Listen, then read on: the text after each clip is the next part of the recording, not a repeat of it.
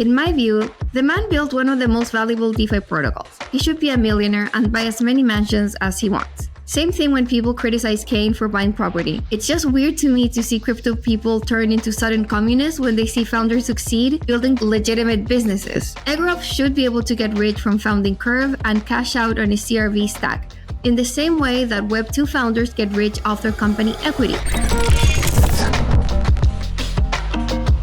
Soroban on Stellar, a smart contract platform to build DeFi for the real world. More on them later in the show.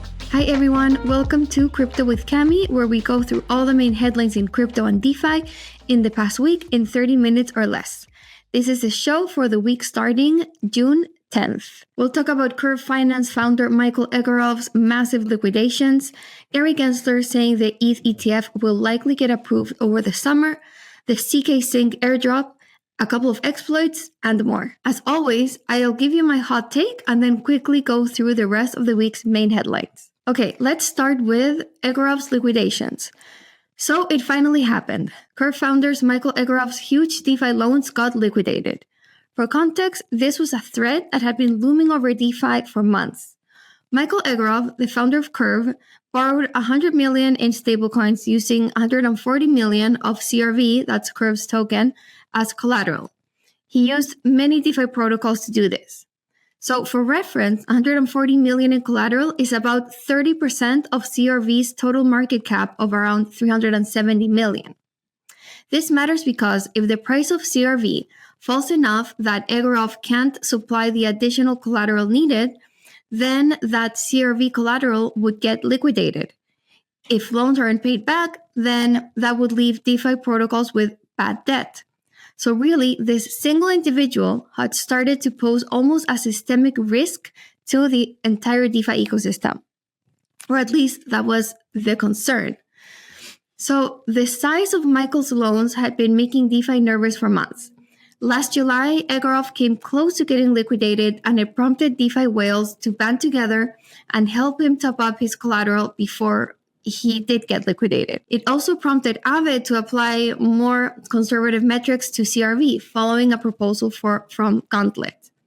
But this time around, Egorov's positions got wiped out quickly, following a sharp decline in CRV. Liquidations, which means lending protocol sells CRV in the open market to help pay back the debt, led CRV to fall further. Curve's token dropped by as much as 45% in the past 7 days. Egorov's $140 million of collateral distributed across 5 protocols, Inverse, Ulend, Fraxlend, Lamalend, and Aave, was liquidated. Curve Lend, which was launched by Egorov's Curve Finance, was hit with $11.5 million worth of bad debt.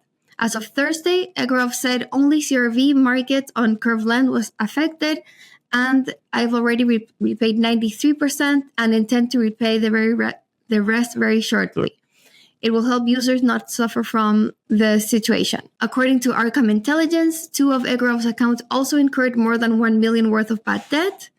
However, Egorov cleared the debt after selling $30 million of CRV tokens to Christian Seal of NextGen Venture Partners for $6 million USDT. So that's where we're at. And there's a few takeaways from this. The first is that it turns out that Michael Egorov's massive CRV-backed loans didn't present such a huge risk to DeFi as a whole. Beyond CRV cratering, DeFi lenders remain overall healthy. Lenders' TVL, collateral ratios, and lending rates are all stable throughout Egorov's liquidation. Next, some people are raising the alarm about Egorov taking out massive loans against his token, and even giving him shit for buying a huge mansion with it. In my view, the man built one of the most valuable DeFi protocols. He should be a millionaire and buy as many mansions as he wants. Same thing when people criticize Kane for buying property. It's just weird to me to see crypto people turn into sudden communists when they see founders succeed building legitimate businesses.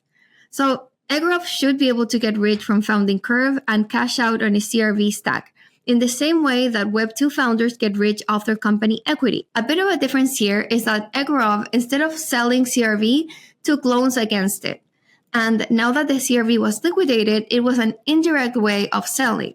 He basically got $100 million in stables for $140 million in CRV collateral, minus whatever he was able to pay of his liquidations. I'm not sure if the deal would have been a lot better if he had directly sold CRV onto the market considering slippage, but that's a different issue. What I think you could criticize is how soon he started cashing out. Typical founders' vesting schedules last 4 years with a 1-year cliff. That means founders can't sell any shares for the first year since they get those shares. After the first year, they begin vesting their shares on a monthly or quarterly basis over the remaining 3-year period. In the case of CRV, the token was launched in August 2020, and as soon as December of that year, Egorov started to borrow against it on Aave. Still, borrowing against tokens isn't exactly cashing out, and you could argue that liquidations 4 years after launch roughly matches the average founder vesting schedule, so it's not so bad. So no, I don't think the correct take here is that DeFi founders shouldn't use the very infrastructure they built and tokens they launched to borrow more crypto or cash out. They're just using DeFi, following DeFi rules, paying market rates. Nothing wrong with that. I think the problem here lies in what those DeFi rules are. There's definitely something off here if someone is able to put up 30% of the total market cap of a token as collateral, especially tokens that don't have enough liquidity to be able to find buyers worth that collateral in short notice. So, while all lending protocols take their own lending ratios into account, we should take advantage of the fact that DeFi is fully transparent and make sure that lending protocols take into account global lending ratios, not just what's happening on their own platforms. So they should look at what's total collateral and total loans being taken out against assets in all of DeFi. One True Kirk, the founder of Credit Guild, makes this point too.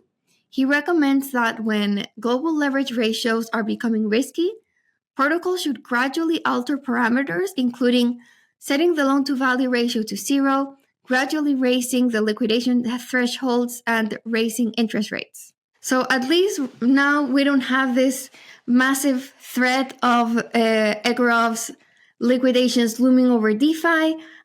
It happened. DeFi didn't end. Everyone's moved on. He has said that he's committed as ever to continue building Curve, but there are some takeaways and important lessons for DeFi lenders to take into account. Protocol 20 introduces Sorbonne, which is Stellar's cutting-edge smart contracts platform. This creates new surface area for innovation and provides new opportunities for developers to build protocols and products that create access to everyday financial services. So it means a gradual increase in transaction capacity and a chance to fine-tune applications. And it's the most transformative upgrade to the Stellar network to date. Woohoo! Now moving on to ETH news. SEC Chair Gary Gensler said that Ethereum ETFs will likely be approved by the end of the summer in a testimony given to a subcommittee of the Senate. Next, ProShares. ProShares filed an S1 registration statement for a spot Ethereum ETF, emerging as a major contender in the race to bring spot ETH ETFs to the market. ProShares manages $70 billion in assets, including 2x leverage long and short ETH ETFs, which were launched recently. Also, it looks like institutions are warming up to ETH. CoinShares found that funds holding ETH had their best week since March, in stark contrast to last year, when CoinShares called Ethereum the least loved asset. Also, we have a great feature detailing all of the changes in Ethereum's upcoming Pectra upgrade. There are so many changes that it might need to split into 2 different hard forks. We also had a major airdrop this week from ZKsync. So ZKsync is a zero-knowledge proofs-based Ethereum Layer 2, and the ZKsync Association said it plans to distribute 3.675 billion ZK tokens, or 17.5% of the total ZK token supply of 21 billion tokens. The airdrop will run from June 24th to Jan 3rd of next year. For context, 17.5% for an airdrop is on the high side, as most major token distributions have been at around 10%. But as always, not everyone was happy with the airdrop mechanics. ZKsync said that over 6 million unique addresses interacted with the network. That's an insane amount, making the Layer 2 scaling solution one of the most heavily farmed airdrops yet.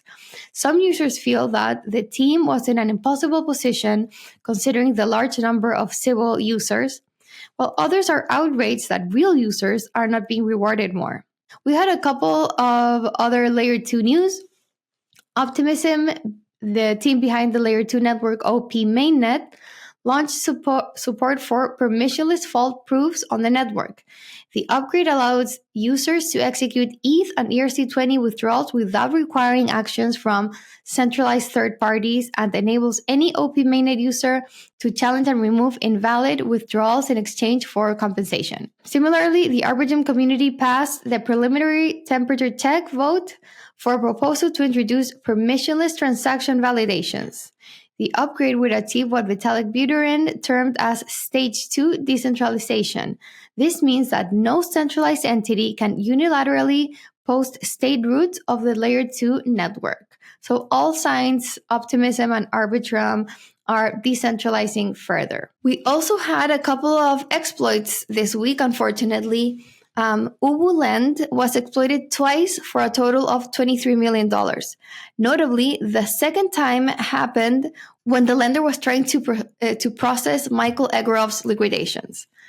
And Loopring, an Ethereum Layer 2, reported a security breach that resulted in the loss of $5 million worth of tokens. We also had a few noteworthy product announcements.